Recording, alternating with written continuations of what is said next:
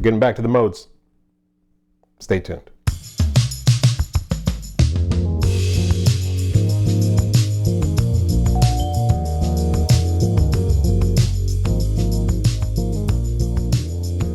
Hello friends and neighbors, welcome back to the Brownstone. My name is Rich Brown.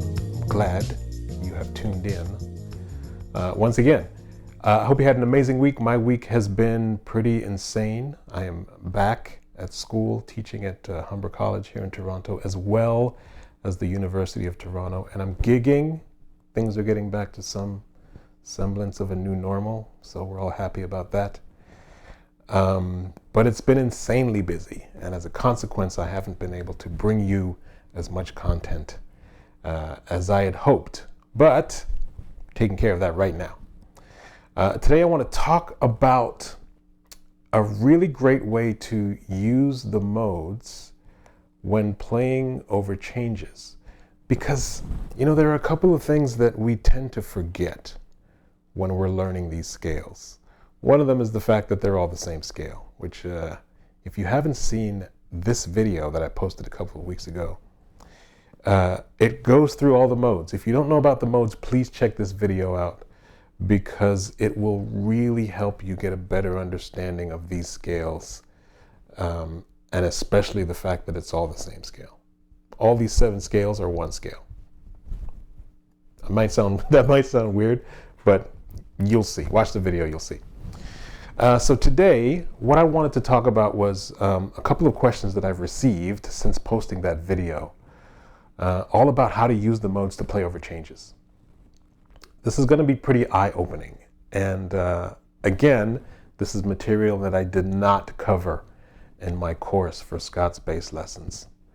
But if you haven't seen that course, you can head over to Scots bass lessons and check out the whole thing.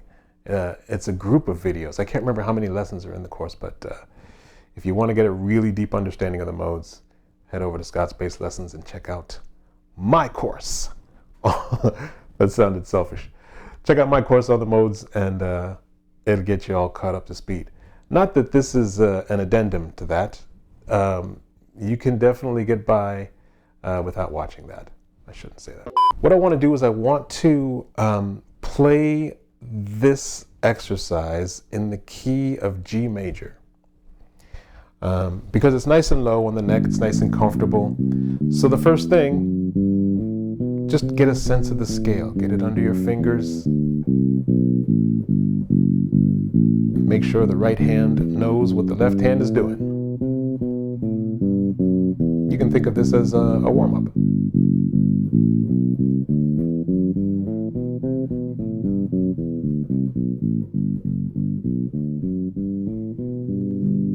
Now, here's what I want to do. This is a very common exercise that we all know, but now I want you to think of this exercise in a different way. I'll get to that in a bit.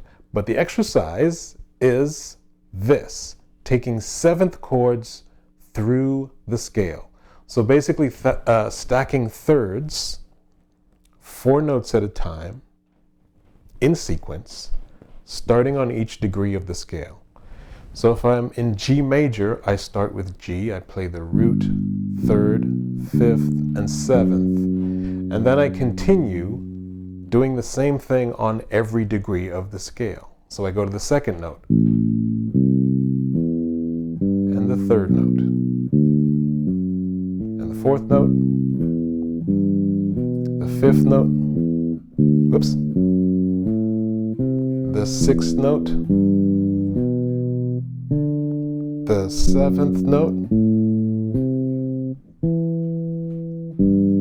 and then the last note. Okay, so I don't know if you noticed what happened there, but I really had to think about where these notes were going to be once I got to a certain degree in the scale, specifically that 6th. Because what's starting to happen now is I have to make that shift in order to grab those notes in the chords. So I wanted to figure out how to eliminate that, because for me, what's very important is that, once I move to a new area of the neck, I want to have an intimate knowledge of everything going on in that area. In my case, on all 5 strings. But at least, if you're playing a 4-string bass, on all 4 strings. So just as I know all the notes that are happening here, when I move up to this area, I want to know everything that's going on here. So in making that shift when I'm playing those 7th chords, that's not happening, right? So my idea was to figure out a way to play all 7 of those chord shapes in one area of the neck without moving, right? No shifting, nothing else involved, so that everything is under my fingers. So this is how I do that. If I play through all these chords, you can see there's a 3rd, the 4th, the 5th, and here when I get to the 6th note, that's the first time I have to make that shift. But I can eliminate the need for that shift if I take these 2 notes down the octave. So then my arpeggio for the 6th degree of the scale will look like this, as opposed to this. So here I'm playing an E minor arpeggio, right? The root, the 3rd, the 5th, the 7th, or E, G, B, D. And then all I've done is I've taken the B and the D and brought it down an octave. So I have as my arpeggio. Now, when I incorporate that shape into my exercise, now I don't have to move. Watch this. I've got the 1st note, 2nd, 3rd, 4th, 5th, 6th, 7th, because I've been led right down to the octave, the lower octave of that 7th note of the scale. And I can play that arpeggio and then land right on the G again. So here are my chords: G major, A minor, B minor, C major 7, D7, E minor, F sharp minor 7, and I'm back to G major. And I can do it all again and keep this nice loop happening, because once I have that loop, I can just loop the entire exercise, which is great because it really gets all that information under your fingers.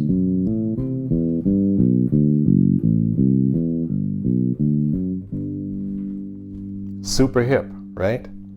So now, what do we do with this information? What I'm doing is I'm playing every chord in the key, the diatonic key of G major. Cool thing about this is, whenever you're faced with a chord progression that is in a particular key, a major key, you can access all of the chords, all the diatonic chords of that key in one position. That's the point of this exercise. So check it out. I've gone through and played all of the chords in the key of G major.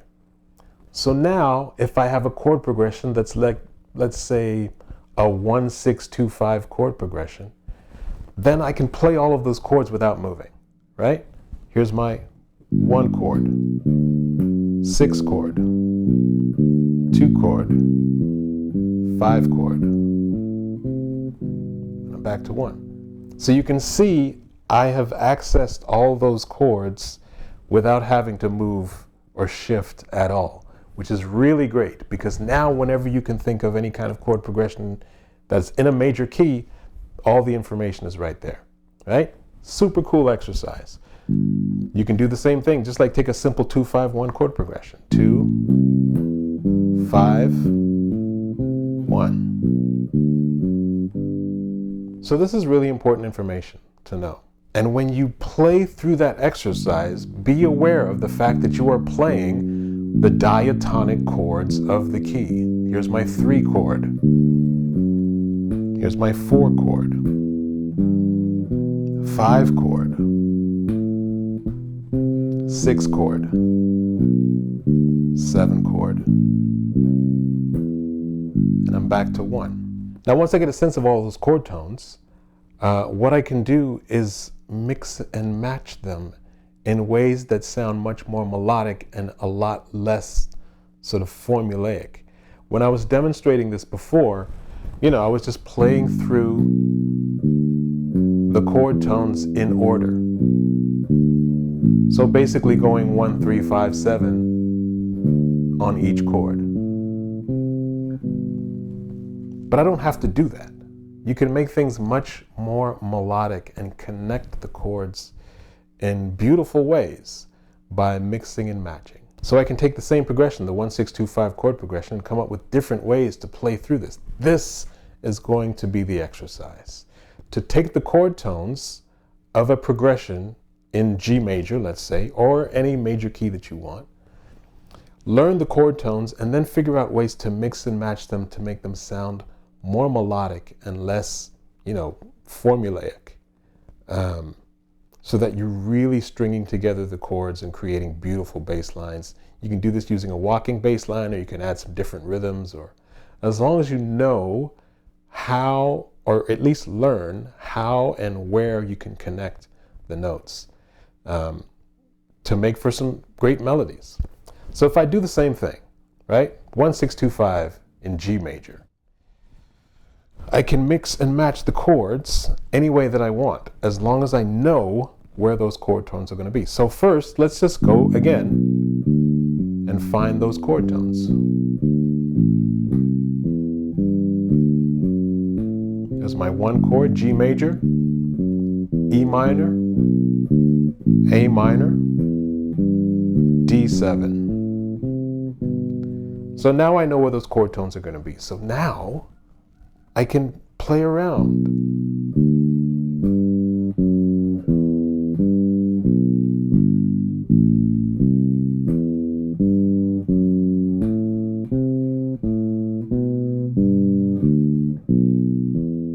And that's that. That's the exercise, y'all. Have fun with this thing. If you have any questions about it, please do leave a comment in the comments section. I will try the best I can to get back to all of you. I've been getting a lot of requests for PDFs and notated material, which I don't really do on this channel. It's a bit of tough love because I feel like the best way to absorb this material is to use your ears. Train your ears to get accustomed to the sound. And if you really want the information to be written down, transcribe it yourself. Write it down on your own. Because I find that there are times, many times in fact, where musicians will get a piece of written material and they won't really learn anything from reading the material. In other words, they'll read it and then they'll put it away and then the information doesn't get absorbed. The way that I learned this instrument was through listening and watching and writing things down on my own. So at this time, I do apologize, but I will not be providing PDFs for any of the lessons on my channel. For that reason, it's a bit of tough love, but I want everyone to really be able to absorb this information on their own. All right, that's that, my friends. Listen, if you like this video, please do me a favor and click like. It helps me out in a huge way and lets more people see this video and get introduced to the brownstone and all that we're doing here. You can also subscribe to the channel if you haven't already. The channel is still growing in a huge way. We've hit our soft target of 15,000 subscribers, which is fantastic. Now we're shooting for 20, and I hope we get there soon. And also, if you are in a position to do so, you can donate to the channel in one of two ways. I will leave a link in the description box for you to make a donation of any denomination you see fit. And the other way you can donate to the channel is to join, become a member of the Brownstone, one of my top friends and neighbors. for a small fee of $5 a month. How cool is that? That really helps me out. Everything, all of the above really helps me out. So I thank you for watching, and I hope this information serves you well. And I will see you in the next video. Peace and love, y'all.